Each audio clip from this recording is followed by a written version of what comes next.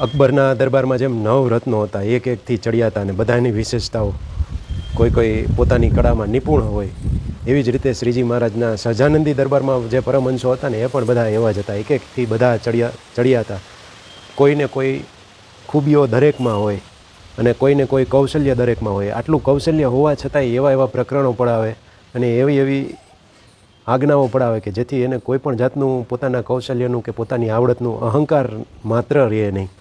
500 પરમહંસ આવા હતા, ઉચ્ચ કોટીના બધા સંતો કહી શકાય એવા. એમાંના અદ્ભુતાનંદ સ્વામી, એની થોડીક વાત ને થોડાક પ્રસંગો, 2-5 મિનિટની વાતો તમને શેર કરવા જઈ રહ્યો હતો, તો સાંભળજો. ઘણા બધાને ખબર જ હશે. હવે શ્રીજી મહારાજ એક વખત પત્ર લખે છે 18 ભક્તોના નામ સહિત કે આટલા આ વ્યક્તિ જ્યાં હોય, જે હાલતમાં હોય એ હાલતમાંથી તરત માટે નીકળી જાવ. હવે એમાં 18 નામ લખ્યા, પછી વગેરે લખ્યું હતું અને એમાં મીંઢોળ બાંધેલા અદ્ભુતાનંદ સ્વામી, એટલે આ નામ તો પાછળથી પડ્યું, પણ એ જ સમયે એમના લગ્ન થતા હતા. અને એવા સમયે આ કાગળ મળ્યો. કાગળમાં એમનું તો નામય નહોતું, બીજા બધા ભક્તોના નામ હતા. એમના મામા જ લગભગ આઈ થિંક એનું નામ હતું. એટલે એને કીધું કે લાવોજી કાગળ મને જોવા દો. હવે લગ્નના સમયે કોઈ એમ આવી રીતે કાગળ આવતો હોય તો એ જે વરરાજો હોય એ જોવે. આને તો કાગળ જોયો ને કાગળમાં જોયું તો 18 નામ હતા. પછી 18 પછી વગેરે લખ્યું હતું. વગેરેમાં કોણ ન આવે આમ વિચારીએ તો? જેને એમ લાગે કે હું છું તો એ હોય.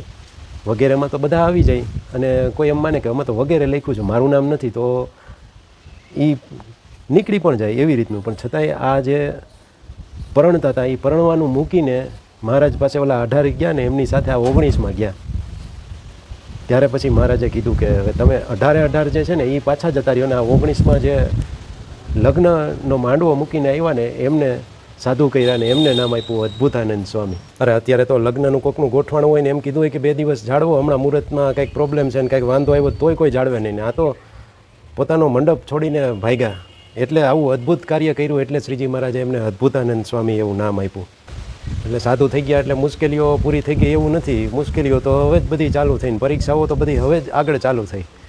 હવે આવી રીતે સાધુ થઈ ગયા પછી ત્યારે વિચરણ કરવા માટે અલગ સાધુઓ જાય ને એના મંડળ આખું હોય. એમાં 60 જણાનું મંડળ લઈને આ અદ્ભુતાનંદ સ્વામી નીકળ્યા હતા. હવે એમાંય કઠણ બધાય વર્તમાન હોય. એક વખત પત્ર આવ્યો શ્રીજી મહારાજનો કે તમે તો હજી કંઈ વર્તમાન પાડતા નથી અને કરવા જેવું હજી કરતા નથી. તો એમાંય કેટલાય ઓલા જે 60નું મંડળ હતું ને એમાંથી બધાય રહી ગયા. 59 વયા ગયા ના એકલા વૈધા ફરતા તોય વિચરણ કરતા હતા. ત્યાં કંઈ ટેલિફોનની કે એવી કોઈ કાંઈ સુવિધા હતી નહીં. એવામાં એક રાજાનું રાજ્ય હતું ને ત્યાં અદ્ભુતાનંદ સ્વામીને આશરો મળ્યો હતો. વળી રાજાએ તો અદ્ભુતાનંદ સ્વામીની આસપાસ ચોકી ફેરો ગોઠવી દીધો અને એવું બધું ગોઠવી દીધું. એટલે અદ્ભુતાનંદ સ્વામીને થયું કાંઈક દાળમાં કાળું લાગે છે. એટલે ઓલો રાજકુંવર હોય ને એ ત્યાં આવતો હતો ને એટલે એને પૂછ્યું કે એ નાનો હોય છે, એ કે કેમ તારા બાપાએ આવી રીતે ચોકી ફેરો ગોઠવું અને આવું બધું કરી નાખ્યું છે મારી આજુબાજુમાં? તો કે કાંઈ નહીં, કે તમને છે ને મારી બેન છે ને એની સાથે લગ્ન કરાવવા છે તમારા અને અડધું રાજ્ય તમને આપવાનું છે. એના માટે રાજાએ આ બધી તૈયારીઓ અને આ બધું ચોકી ફેરો ને એ બધું ગોઠવું છે. એટલે પછી તો મૂંઝાણા અદ્ભુતાનંદ સ્વામી કે હવે આમાંથી નીકળવું કેમ, છટકવું કેમ? રાજાની એવી ચોકી ફેરામાંથી તો જલ્દી નીકળાય નહીં. અને ચોકી ફેરામાં ચોકીદારે બધાય એમાં વળી એક દિવસ લાગ મળી ગયો કે ચોકીદારને ઊંઘ આવી હોય છે ને તો ગટરના ભૂંગળામાંથી નીકળ્યા.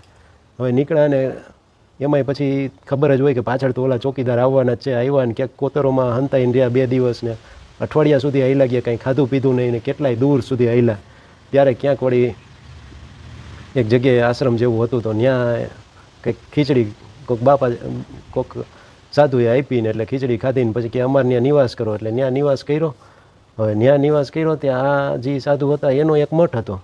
એને કંઈક 60,000 જેવી મિલકત હતી અને 2 દીકરો નહીં. એટલે આને મનમાં વિચાર આવ્યો કે ભાઈ એને તરત લખાણ કર્યું કે આ રીતે અને પ્રસ્તાવ મૂક્યો તરત કે મારી આ 2 દીકરીઓ અને આ મઠની બધી મિલકત ને એ બધું તમને અર્પણ, કે તમે આ બધું સ્વીકારો.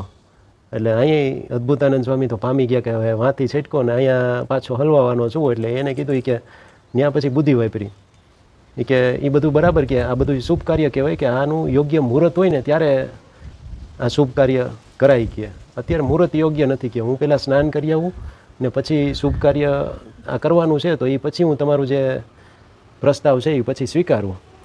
એટલે પછી તો ઓલા જે મઠના હોય બધા એને લાગ્યું કે ના હવે બરાબર જાય એ જાય છે તો જવા દે, એટલે એ સ્નાન કરવા ગયા ને એમ કહીને બાનું કાઢીને એ નીકળી ગયા. તો આવી પરીક્ષાઓ અને આવી બધી કસોટીઓમાંથી પાર પડ્યા, અને અલગ અલગ પ્રકરણ તો હોય જ. એટલે કોઈ આવી અદ્ભુત કથા અદ્ભુતાનંદ સ્વામી વિશે મેં થોડુંક સાંભળવામાં આવ્યું, તો મેં તમારી સાથે શેર કરી. સારી લાગી હોય તો તમે પણ શેર કરી શકો છો.